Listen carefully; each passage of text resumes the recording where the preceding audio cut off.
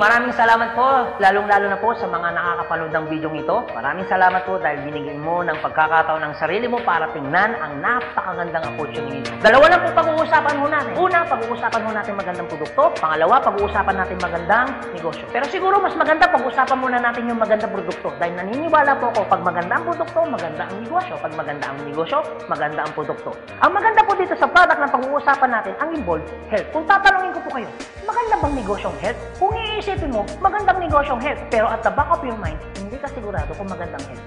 Sige, tingnan natin. Kung tatanungin ko po kayo, importante ba sa tao ang health? O sobrang importante? Alam mo kung bakit ko tinanong yan? Simple. Pag tinanggal ko ang tao, may health. Pag tinanggal ko naman ang health, may tao. Ngayon uulitin ko, importante ba sa tao ang health? O sobrang importante? Kung sobrang importante sa tao ang health, anong ibig sabihin? Nagiging importante na rin sa tao ang business mo. Dahil ang business mo, health. Since tao po pag-uusapan mo natin, naniniwala po ba kayo na ang tao may katawan? Oo naman. Kung tatanungin ko pa kayo, importante ba sa tao ang katawan o sobrang importante? Kung sobrang importante sa tao ang katawan, what if mapabayaan ng tao ang katawan? So ano nangyayari? Nagkakasakit. Pag nagkakasakit ang tao, anong ginagawa? Nagpapadoktor, nagpapacheck up, nagpapagamot. Kung nagpapagamot ang tao, anong binibili? Siyempre, gamot. Ang gamot, gastos hindi. Siyempre, gastos. Pag hindi mo ginasusan, anong mangyayari sa sakit? Siyempre, lalala. Pag lumala ang sakit, anong mangyayari sa katawan? Siyempre, manghihina. Pag nanghina ang katawan, akala ng iba, katawan lang ang nagkakaproblema. Pero hindi na alam, apektado ang trabaho. Pag apektado ang trabaho, apektado ang kita. Pag apektado ang kita, ang pinaka-naapektuhan sa lahat, yung pamilya. Ang pinaka-malupit na naapektuhan pa sa tao, yung pangarap mo. Sabi daw nila, madali raw kitain ng pera pag masipag at matyaga. Opo, tama po, madaling kitain ng pera basta masipag, matyaga. Pero ito naman sasabihin ko sa'yo, the moment na magkasakit ka, madali rin ubusin ng sakit ang pera mo. Lagi ko po ito sinasabi, anin mo ang limpak-limpak mong salapi kung punong-puno ka naman ng sakit. At ang pinakamahirap po dyan, wala na nga ang pera, mahirap na nga, may sakit pa. Yun ang masakit. Since present ang sakit, ano ngayon ang gagawin mo para hindi magkasakit? Simple, wala ka ng choice. Uulitin ko, wala ka ng choice. Kailangan mo nang uminom ng food supplement. Alam kung bakit? Marami ng kumpanya ng tayo. Marami ng pharmaceutical ng tayo. At hindi naman nila i-inventoyin ang mga produktong yan kung hindi kailangan. Bakit? Kasi kailangan mo na talaga. Ngayon, pwede mo sabihin sa akin, teka lang Anthony, food supplement? Gastos yan Opo, gastos nga ang food supplement. Pero ito naman sasabihin ko sa'yo, di bali nang gumastos ako, at least healthy naman ako. Bakit? Pag nakakasakit ka ba, ano bang ininom mo? Di ba gamot? O tanong, gastos hindi. Di ba gastos? Kung ikaw tatanungin ko, anong gusto mo? Gumagastos ka na healthy ka? O gumagastos ka, may sakit ka? Paras na gastos. Ang malupit mo niyan, every time na gumagastos ka, may sakit ka pa. Komportable ang katawan? Siyempre hindi. Sabihin na natin, gumagastos ka dito, at least healthy ka naman. Ang pinakamaganda sa lahat, bukod sa healthy ka na, business mo pa. Dahil business mo kumikita ka pa. Ang pinakamaganda sa lahat, bukod sa healthy ka na, kumikita ka pa. Bukod sa kumikita ka na, healthy ka pa. Ano ngayon ang pakiramdam na bukod sa healthy at kumikita ka na, nakakatulong ka pa? Maganda o napakaganda? O sige, pag-usapan naman natin yung magandang negosyo. Maaaring nagustuhan mo yung product, maaaring bibili ka ng product. Pero ito yung totoo, gagawin mo kayong negosyo. Kasi bakit? Pag business ang pinag-uusapan, hindi naman kasi lahat ng tao business-oriented. Karamihan ng tao is career-oriented. Alam mo kung bakit? Marami kasing tao na pagdating sa business, ang dami niyang perspective. Alam mo isa sa mga perspective ng tao pagdating sa negosyo? Una, wala akong pera. Pwede mo sabihin sa akin, teka lang Anthony, wala naman akong pera. Kanina, nung pinapanood mong video nito, wala kang problema. Pero ngayon, may problema ka na. Ano? Pera. Pangalawa, ang maaaring problema mo, wala akong time. Pwede mo sabihin sa akin, teka lang Anthony, okay yung negosyo, kaso nga lang wala akong time. Walang kaso. Pero mayroong mas worse. Wala ka nang time. Wala ka pang pera. Pangatlo, maaaring itong problema mo. Teka lang Anthony, okay yung business, kaso nga lang hindi ko yan alam. Hindi ko yan hilig. Hindi ko yan linya. Ew. Pero ito yung totoo. Marami naman tao sa labas na ginagawa niya yung linya niya, ginagawa niya yung hilig niya. Pero tanong, kamusta ang buhay? Sabihin na natin hindi mo to hilig. Sabihin na natin, hindi mo rito niya. Pero ito sasabihin ko, kung ito naman ang magpapabago ng buhay mo, bakit hindi mo siya ninyahin? Pang-apat, maaaring ito isa sa mga problema mo. Teka lang, Anthony, okay ang business. Kaso nga lang, risky yan. Naku, malulugi lang ako. Ang pinakamalupit, hindi mo pa tinatayo yung negosyo mo, feeling mo, lugi ka na. Ang matindi niyan, ano malulugi sa'yo? Eh di ba sabi mo, wala kang pera? Eto tanong, kung problema mo ang pera, problema mo ang oras, problema mo dahil wala kang alam, kasi iniisip mo baka malugi ka, ito sasabihin ko. Hindi lang naman to ang una or pangalawang pagkakataon na pwede kang ma-involve sa business. Kung yan ang problema mo, bakit? Pagdating kayo ng panahon, yan pa rin kayo problema mo. Pag-usapan po natin ang life cycle. Naniniwala ka bang may life cycle? Oo naman. Importante po ang life cycle. Kasi po, hindi po magiging balanse ang mundo pag walang life cycle. Isa sa mga dinadaanan ng tao na life cycle, yung pag-aaral. Kung ikaw magkakanak o magkakaanak pa lang, pag-aaralin hindi. Siyempre, pag-aaralin. Kawawa naman yung bata pag hindi natuto, hindi marunong magsulat, hindi marunong magbasa. Pagkatapos mag-aral, anong susunod? Siyempre, gagraduate. Pagkatapos graduate, anong susunod? Siyempre, magtatrabaho. Pero pansinin mo to. Meron po mga tao hindi nakapag-aral, hindi nakagraduate, pero nagtatrabaho. Bakit? Isa sa mga life cycle po na dinadaan ng tao, kailangan po magtrabaho. Etong tanong, gusto niyo po ba habang buhay nagtatrabaho? Siyempre, hindi. Gustuin niyo man po magtrabaho ng 60 to 65 years old, wala na ho kayong choice. Ang sasabihin ng boss mo, you're out. Bakit? Anong tawag ko doon? Retire. Pag kayo po ba nag-retire, may pera wala? Siyempre, meron. Anong tawag mo doon? Retirement fee. Dahil ikaw ay nag-retire, ang trabaho, tuloy tigil. Siyempre, tigil. Pag tigil ang trabaho, ang sweldo, tuloy tigil. Siyempre, tigil. Dahil tigil ang trabaho, tigil ang sweldo, ang gastos, tuloy tigil. Siyempre, tuloy. Dahil tuloy ang gastos, ang retirement fee na pinaghirapan mo, maubos hindi. Siyempre, pwedeng maubos. Para hindi maubos ang perang pinaghirapan mo, anong gagawin mo? Maaaring nag-iisip mo ngayon kung ikaw nakakapanood ng video nito.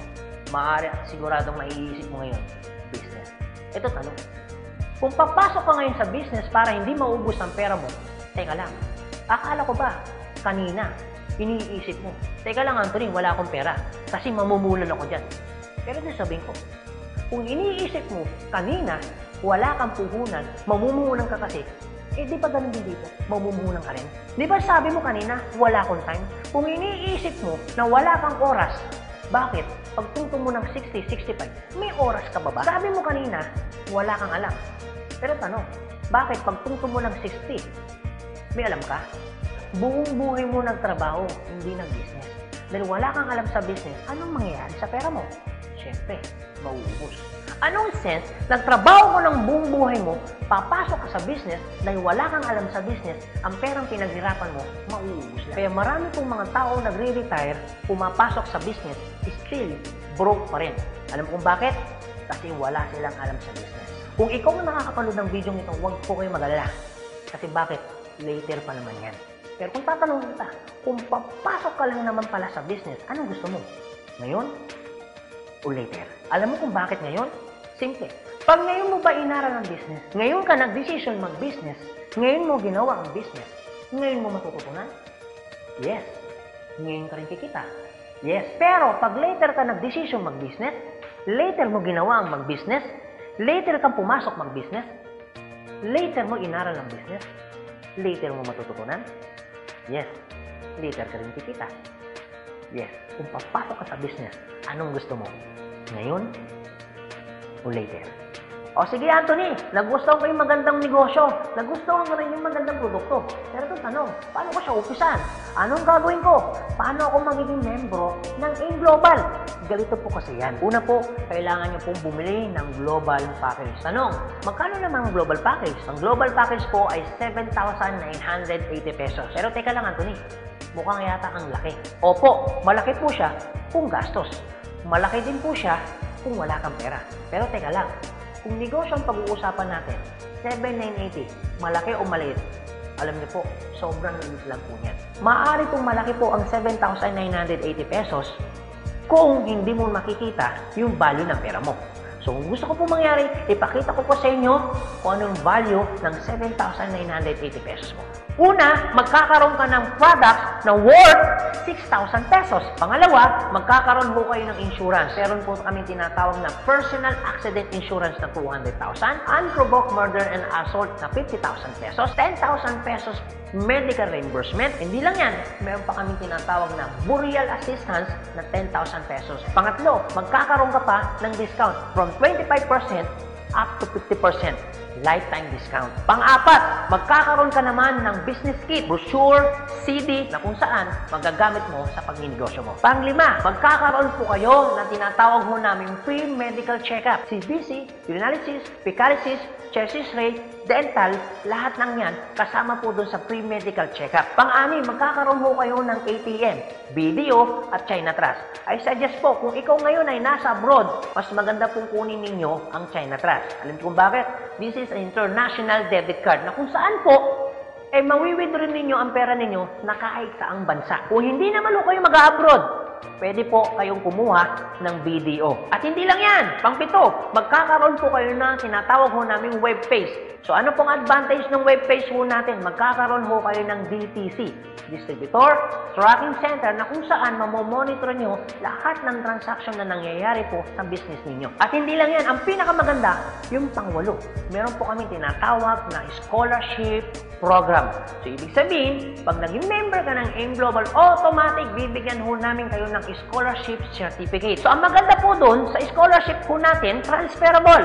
Ibig sabihin, kung ikaw yung member, siya hindi member, kahit hindi mo kakilala, pwede niyo po itong i-transfer. At hindi lang ho yan. Ang maganda po sa scholarship po natin, ito po ay wala pong expiration. Kung ngayon ka ng member, bukas o bukas makalawa o 2 to 3 years from now, saka mo palang ginamit yung scholarship po namin o yung certificate po namin, hindi po siya may expire. Pwede nyo pa rin siyang gamitin. Ang maganda po dun sa scholar certificate po namin, wala ho tayong quota. No hidden agenda. Na pag yung bata po in-enroll mo na, hindi ho kayo obligado na gawin yung negosyo. Nasa sa inyo na lang po kung gagawin yung negosyo, hindi. Basta yung anak niyo po, tuloy-tuloy po yan sa pag-aaral.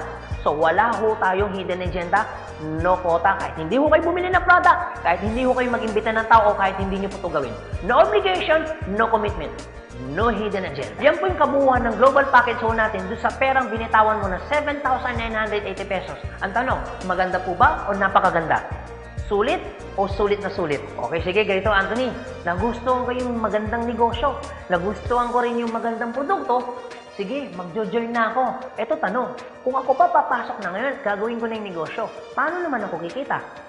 Ganito po yan. Una, kikita po kayo sa tinatawag naming retailing. Sa retailing naman po, from 25% up to 50%, kikita ka. Kung hilig mong magbenta, aba, bagay na bagay ka dito.